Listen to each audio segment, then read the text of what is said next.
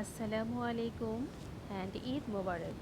Dear students, how are you?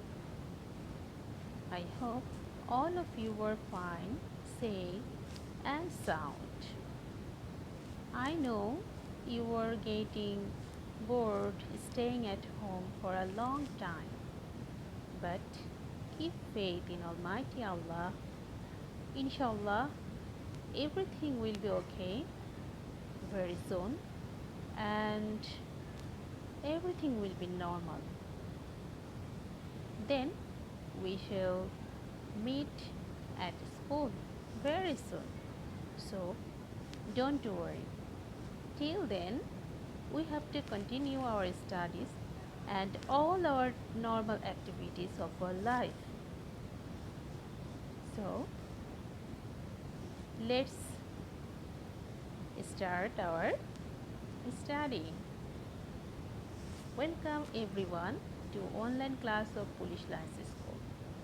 Today we are going to read English first paper and this is unit 1 and lesson 3. The topic of our lesson is Bangabandhu at the UN. Okay, you know Bangabandhu is the father of our nation. Dear students, here you can see two pictures. In one picture there is a logo of United Nations and is another picture Bangabandhu Sheikh Mujibur Rahman is delivering his speech. Okay, actually he is delivering his speech at the UN. Okay, and today we are going to learn about this.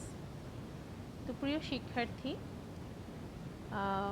লেসনটি পড়ার আগে আমাদের জানতে হবে what is United Nations.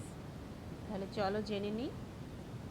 The United Nations is an intergovernmental organization that aims to maintain international peace and security, develop friendly relations among nations, achieve international cooperation, and be a center for harmonizing the actions of nations.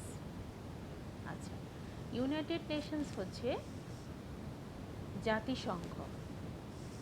তাহলে কি দাঁড়ালো অর্থটি দেখো। The United Nations is an intergovernmental organization, অর্থাৎ জাতিসংঘ হচ্ছে একটি আন্তঃশাসন সংক্রান্ত প্রতিষ্ঠান that aims to maintain international peace and security, যেটার লক্ষ্য হচ্ছে আন্তর্জাতিক শান্তি এবং নিরাপত্তা বজায় রাখা, develop friendly relations among Nations, বিভিন্ন জাতিসমূহের মধ্যে বন্ধুত্বপূর্ণ সম্পর্কের উন্নয়ন ঘটানো, অ্যাচিভ ইন্টারন্যাশনাল কোঅপারেশন অর্থাৎ আন্তর্জাতিক সহযোগিতার বৃদ্ধি করা বা অর্জন করা, and be a centre for harmonising the actions of nations, এবং জাতিসমূহের বিভিন্ন কর্মকাণ্ডের সমন্বয়কারী বা সমন্বয়ের জন্য একটা কেন্দ্র হিসেবে কাজ করা। আচ্ছা, ফাউন্ডেড দেখো October 24, 1945, San Francisco, California, United States, অর্থাৎ মার্কিন যুক্তরাষ্ট্রের ক্যালিফোর্নিয়ার সান ফ্রান্সিসকোতে 1945 সালের 24 অক্টোবর জাতিসংঘ ইউনাইটেড নেশনস এটা প্রতিষ্ঠিত হয়। এর হেডকোয়ার্টার হচ্ছে নিউ ইয়র্ক, ইউনাইটেড স্টেটস, অর্থাৎ মার্কিন যুক্তরাষ্ট্রের নিউ ইয়র্কে এর হেডকোয়ার্টার অবস্থিত এবং এর সেক্রেটারি জেনারেল হচ্ছে অ্যান্টোনিও গুতেরেস। ওকে, তোমাদের সুবিধার জন্য এখানে বাংলায় লিখে দেওয়া হয়েছে ইউনাইটেড স্টেটস সম্পর্কে। চলো আমরা একটু পড়ি। জাতিসংঘ বিশ্বের জাতিসমূহের একটি সংগঠন যার লক্ষ্য হলো আন্তর্জাতিক অঙ্গনে আইন, নিরাপত্তা, অর্থনৈতিক উন্নয়ন, সামাজিক অগ্রগতি এবং মানবাধিকার বিষয়ে পারস্পরিক সহযোগিতার পরিবেশ সৃষ্টি করা। 1945 সালে 51টি রাষ্ট্র জাতিসংঘ বা রাষ্ট্রসংঘ সনদ স্বাক্ষর করার মাধ্যমে জাতিসংঘ বা রাষ্ট্রসংঘ প্রতিষ্ঠিত হয়। অর্থাৎ যখন এই সংগঠনটি প্রতিষ্ঠিত হয় 1945 সালে, তখন কিন্তু এর সদস্য রাষ্ট্র ছিল 51টি। ঠিক আছে, আচ্ছা, এবং এটা কখন প্রতিষ্ঠিত হয়? 1945 সালে 24শে অক্টোবর মার্কিন যুক্তরাষ্ট্রের ক্যালিফোর্নিয়ার সান ফ্রান্সিসকোতে। আচ্ছা, তো এবার মূল প্যাসেজটি পড়ার আগে তোমাদের কিছু ভোকাবুলারি পড়তে হবে, যেগুলো পড়লে তোমরা মূল প্যাসেজটি সহজেই বুঝতে পারবে। ঠিক আছে, আমি তোমাদের সুবিধার জন্য এখানে আমি পড়িয়ে দিচ্ছি, খেয়াল করবে। ইনফ্লুয়েন্সিয়াল কান্ট্রি, প্রভাবশালী দেশ। রাইট, গর্ব। অপোজ, বিরোধিতা করা। কঙ্কার, জয় করা। ওরেশন, ভাষণ। আইকন, প্রতীক। কারিজম্যাটিক, লিডারশিপ, অসাধারণ প্রতিভাধর নেতৃত্ব। পার্লামেন্ট, আইনসভা। রেকগনাইজ, স্বীকৃতি দেওয়া। ডিগনিটি, মর্যাদা। আইডিওলজি, আদর্শ। কোএক্সিস্টেন্স, সহাবস্থান। সফরেইনটি, সার্বভৌমত্ব। ইন্টিগ্রিটি, অখণ্ডতা। ইন্টারফিরেন্স, হস্তক্ষেপ। প্লেস, প্রতিজ্ঞা করা। ভেনি ভিডি, ভিচি, আসলে এটা হচ্ছে একটা ফ্রেজ, আর Latin phrase. Meaning I came, I saw, I conquered. এটা একটা ল্যাটিন ফ্রেজ যেটার অর্থ হচ্ছে আমি এলাম, আমি দেখলাম এবং আমি জয় করলাম। ওকে, আচ্ছা। আটমোস্ট গ্র্যাটিটিউড, পরম কৃতজ্ঞতা। রিকনস্ট্রাকশন, পুনর্গঠন। ওয়ার রেভেস্ট কান্ট্রি, যুদ্ধ বিধ্বস্ত দেশ। ওয়ার রিফিউজি, শরণার্থী। রুইন্স অ্যান্ড ডেব্রিস, ধ্বংসস্তূপ। বেয়ন্ড, বাহিরে। সলিডারিটি, সংহতি। অপ্রেসড, নিপীড়িত অর্থাৎ অত্যাচারিত, যাদের উপর জুলুম করা হয়, মাজলুম। আচ্ছা। ডিনাউন্স, সমালোচনা করা। রেসিজম, জাতি বৈষম্য অথবা বর্ণবাদ, যেমন কৃষ্ণাঙ্গ, শ্বেতাঙ্গ, তোমরা জানো একসময় অনেক বৈষম্য ছিল, এই বিষয়টাকে কি বলা হয়? রেসিজম। ইম্পেরিয়ালিজম, সাম্রাজ্যবাদ। ডিসক্রাইমিনেশন, বৈষম্য। মুভমেন্ট, আন্দোলন। রেফার টু, উল্লেখ করা অথবা নির্দেশ করা। ফ্লাইট, দুর্দশা। ডেস্টিটিউট, নিঃস্ব। এমফাসাইজ, গুরুত্ব অথবা জোর প্রদান করা। আনপ্রেসিডেন্টেড মিজারি, নজিরবিহীন দুর্দশা, অর্থাৎ এরকম দুর্দশা আর কখনো কেউ পড়েনি, স্মরণীয় হয়ে থাকার মতো দুর্দশা, সেটাকে বলা হচ্ছে আনপ্রেসিডেন্টেড মিজারি। কনসার্ন, উদ্বেগ বা দুশ্চিন্তা। রিসেশন, মন্দা। ইনফ্লেশন, মুদ্রাস্ফীতি। মুদ্রাস্ফীতি হচ্ছে যখন বাজারে মুদ্রার পরিমাণ বা টাকার পরিমাণ বৃদ্ধি পায়, মানুষের হাতে টাকার পরিমাণ বেড়ে যায়, তো তখন জিনিসপত্রের দাম বেড়ে যায়। ঠিক আছে, তো বিশৃঙ্খলা সৃষ্টি হয়, এই বিষয়টাকে বলা হয় মুদ্রাস্ফীতি। আনইকুয়াল, অসম। আনএমপ্লয়মেন্ট, বেকারত্ব।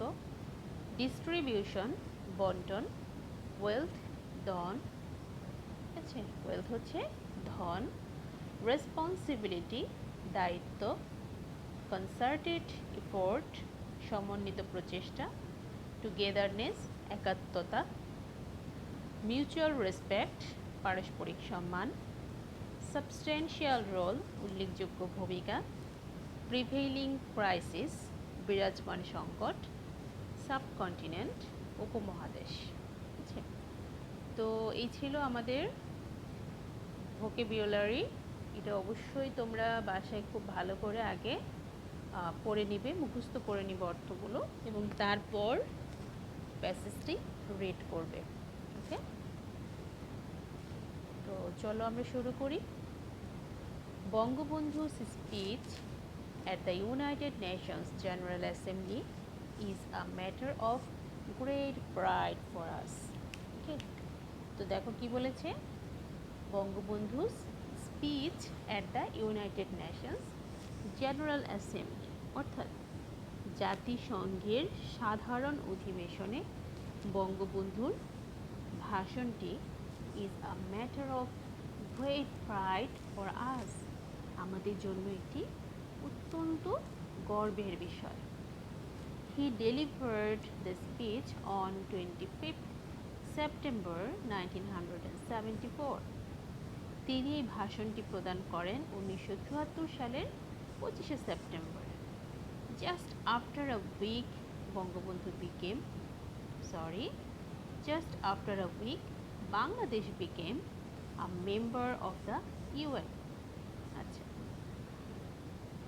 বাংলাদেশ জাতিসংঘের সদস্য হবার মাত্র এক সপ্তাহ পর 1974 সালের 25শে সেপ্টেম্বর তিনি এই ভাষণটি প্রদান করেন।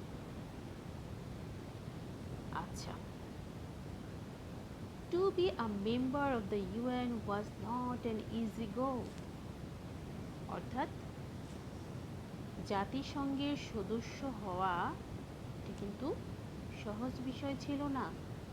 As যেহেতু some influential countries are opposing the membership for Bangladesh, যেহেতু বেশ কিছু প্রতাপশালী দেশ বাংলাদেশের সদস্যপদ প্রাপ্তির বিরোধিতা করছিল, অর্থাৎ তারা কিন্তু চাচ্ছিল না যে বাংলাদেশ জাতিসংঘের সদস্য রাষ্ট্র হোক, তারা বিরোধিতা করছিল। এজন্য ওখানে সদস্য হওয়াটা আসলে একটা চ্যালেঞ্জিং ইস্যু ছিল, বুঝতে পেরেছ? So it was another war that Bangabandhu had to wage, আর তাই এটা ছিল আরেকটা যুদ্ধ। ইট ওয়াজ অ্যানাদার ওয়ার, এটা ছিল আরেকটা যুদ্ধ, that Bangabandhu had to wage, যে যুদ্ধটা বঙ্গবন্ধুকে চালিয়ে যেতে হয়েছিল। Okay, but finally Bangabandhu won, কিন্তু পরিশেষে বঙ্গবন্ধু জিতলেন। He won not only the UN membership but also everyone who listened to his ever first speech at the UN. তিনি শুধু জাতিসংঘের সদস্যপদই জয় করেননি, জাতিসংঘে যারা তার প্রথম ভাষণ শুনেছিল তাদের প্রত্যেককেই তিনি জয় করেছিলেন। বাট অলসো এভরিওয়ান, প্রত্যেককে জয় করেছিলেন যারা তার ভাষণ শুনেছিল। ঠিক আছে, এটা কিন্তু আসলে অনেক বড় একটা অ্যাচিভমেন্ট,